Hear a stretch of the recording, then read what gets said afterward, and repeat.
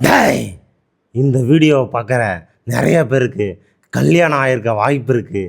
உங்களோட பொண்டாட்டிக்கிட்ட உங்களோட தம்பி பையன் வந்து பாரு சித்தி உன் புருஷனை பாரு சித்தி அப்படின்னு சொல்லி வேற எவனோட ஃபோட்டோ வந்து காமிச்சா உங்களுக்கு எப்படி இருக்கும்?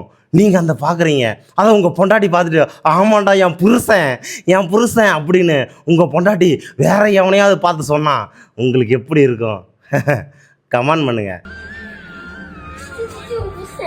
யாருடா என் புருஷன்? ஆமாடா என் புருஷன். அதே மாதிரி தான் தளபதி விஜயோட ஃபோட்டோவை எடுத்துகிட்டு சித்திக்கிட்ட போய் சித்தி அவன் புருஷன் சொல்லும்போது அந்த விஜயை பார்த்துட்டு ஆமாண்டா என் புருஷன்டான்னு அந்த பொண்ணு பூரிச்சு போய் சொல்கிறாங்க.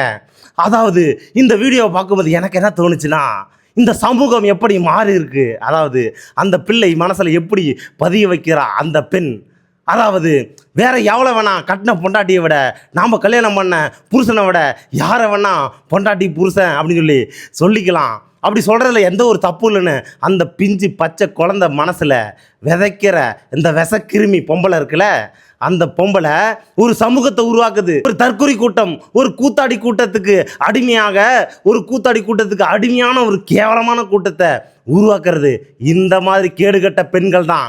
இந்த பெண்கள் இருக்கிற வரைக்கும் நம்ம பெற்று போடுற பிள்ளைகளும் இந்த மாதிரி ஒரு பிள்ளைக்கு கூட தான் போய் பழகும். அப்போ இது தப்பு இல்லைடா, இந்த மாதிரி பேசுறதுலாம் தப்பு இல்லைடா, ரைட்டுடா அப்படின்னு சொல்லுவாங்க.